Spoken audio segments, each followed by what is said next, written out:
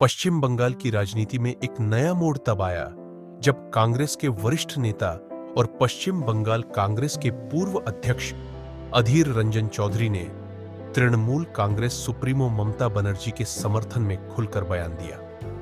इस बयान ने न केवल राजनीतिक हलकों में हलचल मचा दी, बल्कि यह भी संकेत दिया कि पश्चिम बंगाल में कांग्रेस और टीएमसी के बीच नजदीकियां बढ़ सकती है, खासकर आगामी विधानसभा चुनाव को देखते हुए। यहां बता दें कि पश्चिम बंगाल की मुख्यमंत्री ममता बनर्जी हाल ही में लंदन की यात्रा पर थी, जहां उन्होंने ऑक्सफोर्ड के केलॉग कॉलेज में एक कार्यक्रम में हिस्सा लिया। इस दौरान कुछ प्रदर्शनकारियों ने उनके खिलाफ नारेबाजी की और हंगामा मचाया।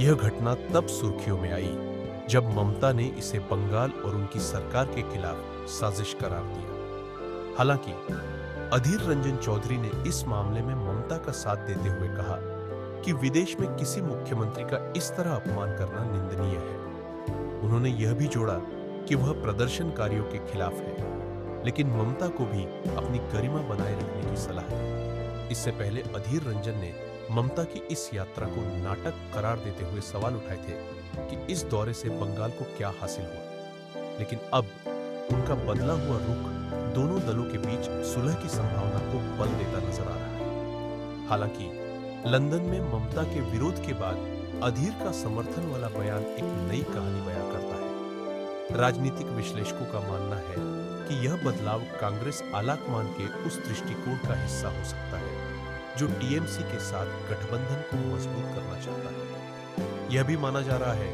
कि अधीर का यह बयान उनकी व्यक्तिगत राय से ज्यादा पार्टी लाइन के तहत आया हो सकता है। पश्चिम बंगाल में कांग्रेस और टीएमसी के बीच गठबंधन की बात कोई नई नहीं है। 2011 में दोनों पार्टियों ने मिलकर विधानसभा चुनाव लड़ा था, जिसके बाद ममता बनर्जी ने वाम मोर्चा को सत्ता से बेदखल कर अपनी सरकार बनाई। लेकिन इसके बाद दोनों दलों के रिश्ते खराब होते चले गए। 2024 के लोकसभा चुनाव में भी गठबंधन की कोशिशें नाकाम हुई, जिसके लिए अधीर रंजन को जिम्मेदार ठहराया गया।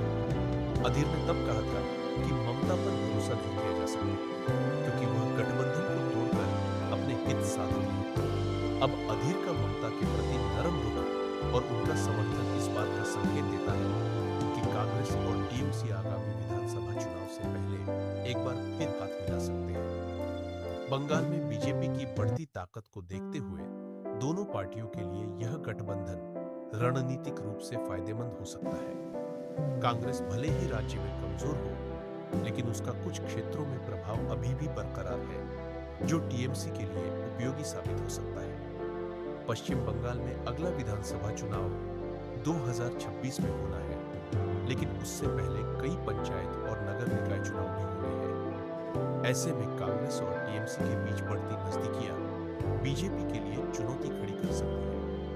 बीजेपी ने 2021 के विधानसभा चुनाव में 77 सीटें जीतकर अपनी ताकत दिखाई थी और 2024 के लोकसभा चुनाव में भी उसने अच्छा प्रदर्शन किया था। अगर कांग्रेस और टीएमसी एकजुट होकर मैदान में उतरते हैं, तो विपक्षी वोटों का बंटवारा रुक सकता है, जिसका सीधा असर बीजेपी पर पड़ेगा। हालांकि यह गठबंधन इतना आसान नहीं होगा। अधीर रंजन जैसे नेताओं का ममता के प्रति पुराना विरोध और टीएमसी की ओर से कांग्रेस को कम सीटें देने की शर्तें बाधा बन सकती हैं। अधीर ने पहले भी कहा था कि टीएमसी कांग्रेस को दया दिखाने की कोशिश करती है, जो स्वीकार्य नहीं है।